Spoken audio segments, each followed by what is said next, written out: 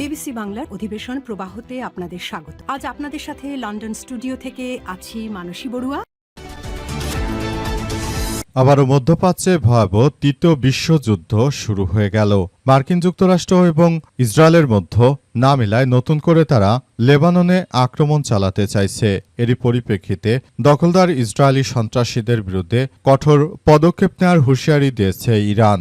আর এরই মাঝে আমাদের হাতে এসে পৌঁছেছে যুদ্ধের সর্বশেষ গুরুত্বপূর্ণ সবথেকে তাজা আপডেট সংবাদ আপনাদের জানিয়ে দিব। প্রথমেই জানিয়ে দিব ইরানের $1200 কোটি ছাড় দিচ্ছে যুক্তরাষ্ট্র।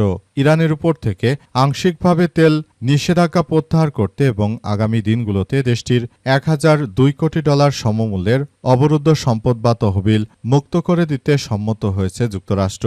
ইরানের প্রধান আলোচক মোহাম্মদ বাঘের গালিবাফ এই তথ্য নিশ্চিত করেছেন। এরপর জানাবো ইরানের তেলের উপর থেকে মার্কিন নিষেধাজ্ঞা প্রত্যাহার। ইরান জাতিসংঘ পারমাণবিক পরিদর্শককে আবারও দেশে প্রবেশের অনুমতি দেবে মার্কিন ভাইস প্রেসিডেন্ট জেডি ভ্যান্সের এমন ঘোষণার পর আজ যুক্তরাষ্ট্র সাময়িকভাবে ইরানি তেলের উপর থেকে নিষেধাজ্ঞা প্রত্যাহার করে নিয়েছে খবর বার্তা সংস্থা এএফপির। গত সপ্তাহে প্রায় 40 দিনের লড়াই এবং তারপরে একটি নড়পড়ে এবং প্রায়শ লঙ্ঘিত যুদ্ধবিরতির পর তেহরান এবং ওয়াশিংটন আলোচনার ভিত্তি তৈরি করতে একটি সমঝোতা স্মারক স্বাক্ষর করে।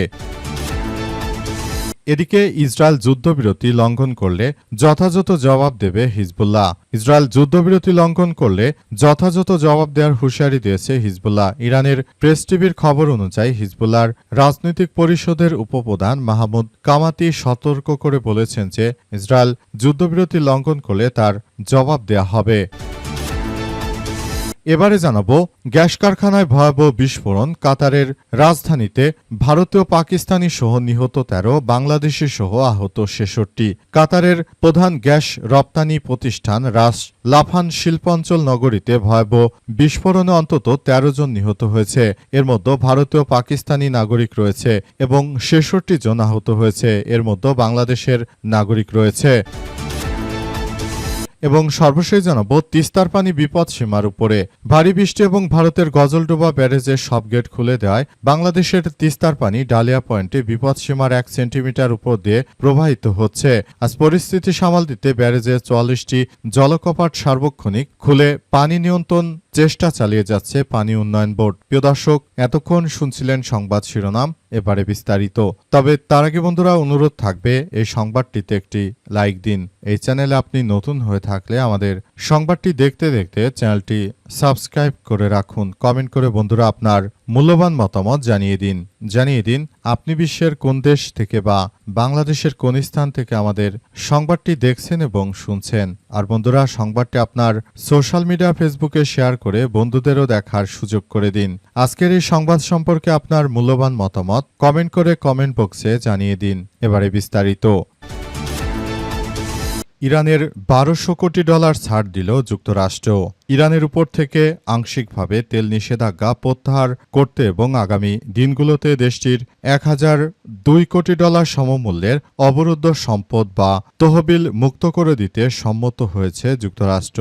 ইরানের প্রধান আলোচক মোহাম্মদ বাঘের গালিবাফ এই তথ্য নিশ্চিত করেছেন। যুক্তরাষ্ট্রের ট্রেজারি বিভাগ বা অর্থ মন্ত্রণালয় নিষেধাজ্ঞা সাময়িকভাবে শিথিল করার এই ঘোষণা দিয়েছে। এর ফলে ইরান আগামী 1 আগস্ট পর্যন্ত তাদের তেল ও পেট্রোকেমিক্যাল পণ্য বিক্রি করতে পারবে। সুইজারল্যান্ডে দীর্ঘ 18 ঘণ্টার এক নিবিড় আলোচনা শেষে সিদ্ধান্ত গ্রহণ করা হয়েছে। মার্কিন ভাইস প্রেসিডেন্ট জেডি ভ্যান্সের নেতৃত্বে থাকা আলোচকেরা জানিয়েছে যে ইরান পারমাণবিক ইস্যুতে গুরুতর প্রতিশ্রুতি দেখানোর পর এবং আন্তর্জাতিক পরমাণু শক্তি সংস্থা আইএইএ এর পরিদর্শনে সম্মত হওয়ার পরই তহবিল মুক্ত ও নিষেধাজ্ঞা শিথিলের এই সিদ্ধান্ত নেওয়া হয়েছে। এই ঘোষণার পরপরই মার্কিন প্রেসিডেন্ট ডোনাল্ড ট্রাম্প বলেছেন যে ইরানের অবমুক্ত করা এই তহবিল যুক্তরাষ্ট্রের উৎপাদিত পণ্য কেনার কাজে ব্যবহার করা হবে। তবে ইরানের সেন্ট্রাল ব্যাংক বা কেন্দ্রীয় ব্যাংক এই দাবি প্রত্যাখ্যান করেছে। তারা জোর দিয়ে বলেছে মার্কিন কৃষিপণ্য কেনার ব্যাপারে তেহরানের কোনো বাধ্যবাধকতা নেই। তারা চাইলে কিনতেও পারে, না চাইলে নাও কিনতে পারে। সেটি তাদের সম্পূর্ণ ব্যক্তিগত একটি বিষয় হিসেবে দাঁড়িয়েছে। যুক্তরাষ্ট্র যদি জোর করে তাদের উপর কোনো কিছু চাপিয়ে দিতে চায় সেটি সম্পূর্ণ মিথ্যায় পরিণত হবে। যুক্তরাষ্ট্র তারা যেটাই করতে চাক না কেন সেটি আসলে আর কাজ হবে না, কারণ ইরানের বিপ্লবী গার্ড বাহিনীর সদস্যরা মার্কিন যুক্তরাষ্ট্রের এই ২০ দাঁত উপড়ে দিয়েছে। এর ফলে যুক্তরাষ্ট্র আসলে এখন এই মুহূর্তে তারা পুরো পৃথিবীতে একা হয়ে পড়েছে। ইরানের তেলের উপর থেকে মার্কিন নিষেধাজ্ঞা প্রত্যাহার। ইরান জাতিসংঘ পারমাণবিক পরিদর্শকদের আবারও দেশে প্রবেশের অনুমতি দেবে। মার্কিন ভাইস প্রেসিডেন্ট জেডি ভ্যান্সের এমন ঘোষণার পর আজ যুক্তরাষ্ট্র সাময়িকভাবে ইরানি তেলের উপর থেকে নিষেধাজ্ঞা প্রত্যাহার করেছে, খবর রয়টার্স এবং এএফপির। গত সপ্তাহে প্রায় ৪০ দিনের লড়াই এবং তারপর একটি নড়বড়ে এবং প্রায়শই লঙ্ঘিত যুদ্ধবিরতির পর তেহরান এবং ওয়াশিংটন আলোচনার ভিত্তি তৈরি করেছে একটি সমঝোতা স্মারক স্বাক্ষর করে। কর্মকর্তারা জানিয়েছে যে দীর্ঘমেয়াদী সমঝোতা নিশ্চিত করার জন্য সুইজারল্যান্ডে ৬০ দিনের কারিগরি আলোচনা শুরু করার জন্য তারা যে প্রতিনিধি দল পাঠিয়েছিল সেই প্রতিনিধি দলের সবাই বিষয়গুলো নিশ্চিত করেছে। সেখানে উপস্থিত ছিলেন ইরানের পররাষ্ট্রমন্ত্রী সৈয়দ আব্বাস আরাগচি, ইরানের জাতীয় নিরাপত্তা কাউন্সিলের প্রধান, এছাড়াও উপস্থিত ছিলেন ইরানের পার্লামেন্টের স্পিকার বাঘের গালিবাফ, এছাড়া উপস্থিত ছিলেন আরও বিভিন্ন পর্যায়ের নেতৃত্ববৃন্দরা। তারা সবাই একটাই কথা জানিয়েছে, সেটি হচ্ছে যে মার্কিন সন্ত্রাসীদের কোনো ছাড় দেয়া হবে না। যুক্তরাষ্ট্র নতুন করে যতই ষড়যন্ত্র শুরু করুক না কেন ইরান সবকিছুকে প্রতিহত করে দেওয়ার মধ্য দিয়ে আসলে তারা তাদের রাষ্ট্রটিকে একটি অনন্য উচ্চতার শিখরে নিয়ে যাচ্ছে। তাই মার্কিন যুক্তরাষ্ট্র এখন বাধ্য হয়ে ইরানের উপর থেকে সম্পূর্ণ নিষেধাজ্ঞা তুলে দিতে বাধ্য হয়েছে। নতুন করে নিষেধাজ্ঞা তুলে দেওয়ার ফলে ইরানের অর্থনীতি এখন হুড়হুড় করে বাড়তে থাকবে এবং ইরান এমন কিছু করতে শুরু করেছে সেটি সারা বিশ্বের জন্য এক ব্যাপক কার্যক্রম হিসেবে আবির্ভূত হচ্ছে। ইসরায়েল যুদ্ধবিরতি লঙ্ঘন করলে যথাযথ জবাব দেবে হিজবুল্লাহ। ইসরায়েল যুদ্ধবিরতি লঙ্ঘন করে যদি কোনো কার্যক্রম চালায় তাহলে যথাযথ জবাব দেওয়ার হুঁশিয়ারি দিয়েছে হিজবুল্লাহ। ইরানের পেস টিভির খবর অনুযায়ী হিজবুল্লাহর রাজনৈতিক পরিষদের উপপ্রধান মাহমুদ কামাতি সতর্ক করে বলেছেন যে ইসরায়েল যুদ্ধবিরতি লঙ্ঘন করলে তার জবাব দেওয়া হবে কঠোরভাবে। লেবাননের উপর তারা যেভাবে আক্রমণাত্মক চালিয়ে যাচ্ছে এই সন্ত্রাসী কার্যক্রম আসলে কোনোভাবে মেনে নেওয়া হবে না বলে তিনি উল্লেখ করেছেন। তিনি আরও জানান, লেবাননের মানুষ কখনোই এই দখলদার ইসরায়েলিদের ছাড় দেবে না। দখলদারেরা তারা যতই সন্ত্রাসী কার্যক্রম চালাক না কেন লেবাননের যোদ্ধারা এক আল্লাহ ছাড়া কাউকে ভয় পায় না। তারা সব সময় এমন কিছু করেছে যেটি সারা বিশ্বের বুকে দখলদার ইসরায়েলি বাহিনীকে এক সন্ত্রাসী রাষ্ট্র হিসেবে আসলে পরিচয় করে দিয়েছে।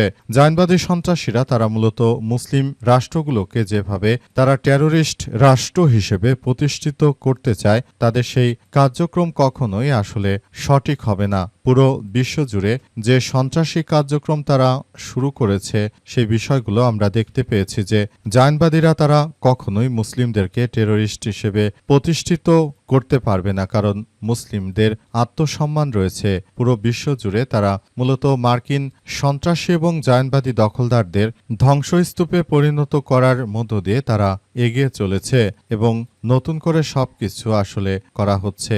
দখলদার সন্ত্রাসীরা তারা মূলত সারা বিশ্বের বুকে যে কার্যক্রমগুলো চালানোর চেষ্টা করেছিল সেটি কখনোই তারা সফল হতে পারেনি। শুধুমাত্র ইরানের কারণেই দখলদারেরা তাদের সন্ত্রাসী কার্যক্রমগুলো চালাতে সফল হতে পারেনি। এজন্য মুসলিম রাষ্ট্র হিসেবে ইরানের রয়েছে সবার প্রতি এক দায়িত্ববান কার্যক্রম। কাতারে ভারতীয় পাকিস্তানি সহ নিহত ১৩, বাংলাদেশি সহ আহত ৬৬। গ্যাস কারখানায় ব্যাপক বিস্ফোরণ। কাতারের রাস লাফান শিল্পনগরীতে ভয়াবহ বিস্ফোরণে অন্তত ১৩ জন নিহত হয়েছে। নিহতদের মধ্যে ভারতীয় ও পাকিস্তানি বংশোদ্ভূত ব্যক্তিরা রয়েছে বলে জানায় দেশটির জ্বালানি মন্ত্রী সাদ বিন শ্রেদা আল কাবি। আজ এক সংবাদ সম্মেলনে কাতারের রাষ্ট্রীয় জ্বালানি প্রতিষ্ঠান কাতার এনার্জি প্রধান নির্বাহী আল কাবি জানান যে সন্ধ্যায় রাসলাফান শিল্পনগরীর বারজান স্থানীয় গ্যাস সরবরাহ কেন্দ্র পরিচালনা ও কার্যক্রম শুরু করার সময় বিস্ফোরণ ও অগ্নিকাণ্ডের ঘটনা ঘটে।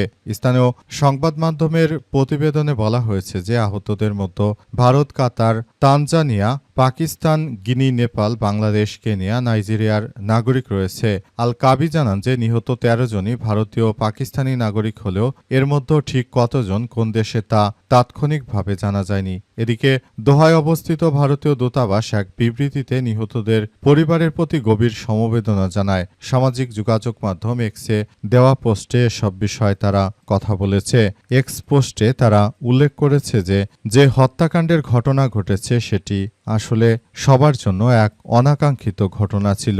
এই ঘটনা সবাইকে আসলে খুব বেশি ভাবিয়ে তুলেছে। অনাকাঙ্ক্ষিত এই ঘটনাগুলো সবাইকে খুব বেশি সমস্যার মধ্যে ফেলে দিয়েছে। এই ধরনের কার্যক্রম কেউই আসলে বলতে পারছে না শেষ পর্যন্ত কি হতে চলেছে।